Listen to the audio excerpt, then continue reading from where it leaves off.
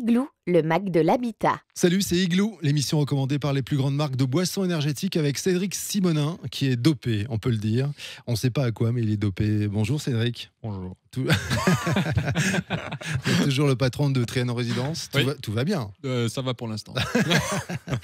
On va parler du Crédit Relais aujourd'hui avec Christophe Ecker. Bonjour Eric. Bonjour Christophe, Ma Solution Crédit. Vous êtes toujours le président de cette boîte que l'on trouve sur Internet très facilement, masolutioncrédit.fr, en Alsace et en Moselle notamment.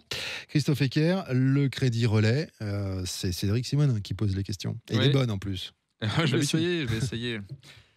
Il a fait trembler des générations entières. On le craint, mais on ne sait pas pourquoi. On ne parle pas de vous, Eric. On parle bien du Crédit Relais. Ah ouais. Là, je suis vraiment très fatigué. Je continue quand même. Je tiens à préciser qu'il n'y avait rien d'alcoolisé dans la boisson que vous avez ingurgité juste avant cette émission. C'est vrai. Allez, laissez-moi continuer. Donc, on va vous parler du Crédit Relais avec Christophe Ecker. Longtemps décrié par le passé, on se demande s'il existe encore. Existe-t-il encore ? Ouais, il existe toujours. C'est typiquement le type de produit dont beaucoup ont entendu parler, mais dont on ne sait pas trop en quoi il consiste. Et du coup, on a peur, parce que par nature, on a peur de l'inconnu. Donc le Crédit Relais, ça existe toujours. Et sa vocation, finalement, c'est de pouvoir aider un propriétaire d'un bien immobilier qui est actuellement détenteur d'un crédit à pouvoir réaliser un nouvel investissement. Donc c'est typiquement le cas du primo-accédant qui a acheté un appartement à l'âge de 25-30 ans et qui, à 35 ans, 40 ans, veut acheter une maison. Et donc, quelle est la solution pour lui alors qu'il a toujours un crédit pour en faire un nouveau ? Donc, c'est ce qu'on appelle effectivement le Crédit Relais. Et je serais ravi de vous expliquer comment ça fonctionne. Oui, parce que c'est un crédit facilitateur, on va dire. Ouais. Ok, quelles sont les précautions à prendre pour ne pas prendre de risques dans l'utilisation d'un Crédit Relais ? Alors, les précautions, elles sont prises par les banques qui vont pondérer la valeur du premier bien. C'est-à-dire que je prends un cas d'un premier bien qui vaut 100 000, sur lequel il reste 50 000 de crédit. La banque va considérer, elle va retenir une valeur de 70 000, donc souvent elle va pondérer à hauteur de 70%. Et donc la différence entre ces 70 000 et le 50 000 restant de crédit, c'est 20 000 euros, c'est ce qui va servir de Crédit Relais. Donc finalement, la banque, avec le Crédit Relais, va permettre au client de constituer un apport qu'il n'a pas réellement à ce moment-là. Et l'emprunteur, le client, va lui rembourser cet apport lorsqu'il aura vendu le premier bien, et qui pourra donc solder cette ligne de Crédit Relais. Ça, c'est un élément qui est important parce qu'on dit souvent dans l'immobilier, quand on revend vite, on revend mal.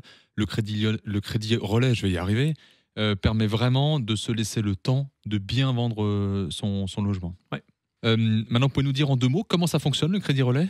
Ouais, le Crédit Relais, l'idée, c'est que la banque, finalement, va permettre au vendeur de constituer un apport pour son nouvel achat qu'il n'a pas au moment où il veut vendre. Et il ne l'a pas pour une raison simple, c'est qu'il a toujours un crédit en cours, qu'il n'a pas eu forcément la capacité d'épargner pendant qu'il remboursait son crédit. Donc il se retrouve dans des situations où il veut acheter un nouveau bien, sauf que le cumul des 2 crédits, son crédit actuel plus son nouveau crédit, va lui générer évidemment une mensualité beaucoup trop élevée par rapport à sa capacité d'endettement. Donc la banque va lui dire « Ok, je te prête 100 000 et cet argent, tu vas me le rembourser une fois que tu auras vendu ton premier bien. » Et au moment où tu auras vendu ton premier bien, la mensualité sur ce crédit va disparaître. Tu n'auras plus que la mensualité sur le nouveau bien que tu as acheté. Et puis du coup, ce Crédit Relais disparaîtra et il ne te restera plus qu'un seul crédit comme tu en as actuellement un. C'est un crédit amortissable que tu vas amortir sur 20-25 ans. Donc le Crédit Relais, c'est ni plus ni moins qu'une avance qui va durer 24 mois maximum et que l'emprunteur va rembourser une fois qu'il aura vendu son premier bien. Oui. Okay. Et actuellement, les biens se vendent tellement rapidement que parfois, les gens souscrivent un prêt relais, mais n'ont même pas le temps de le mettre en œuvre que le bien est déjà vendu. Et ce qu'il faut peut-être rajouter aussi sur le Crédit Relais qui est important, c'est que ce n'est pas un 3e crédit. Je dis 3e crédit parce qu'il y a le premier sur le bien existant, le 2e qui va arriver sur le nouveau bien. On ne va pas rajouter une mensualité. Un Crédit Relais, souvent, ça se fait avec ce qu'on appelle un différé total, c'est-à-dire que pendant toute la durée d'utilisation du Crédit Relais, il n'y a rien à payer. Ce n'est pas un cadeau que fait la banque, mais la banque dit tous les intérêts que vous devriez normalement me payer tous les mois, vous allez me les payer à la fin. C'est-à-dire je vous ai prêté 100 et quand vous allez revendre, vous allez me rembourser finalement 105.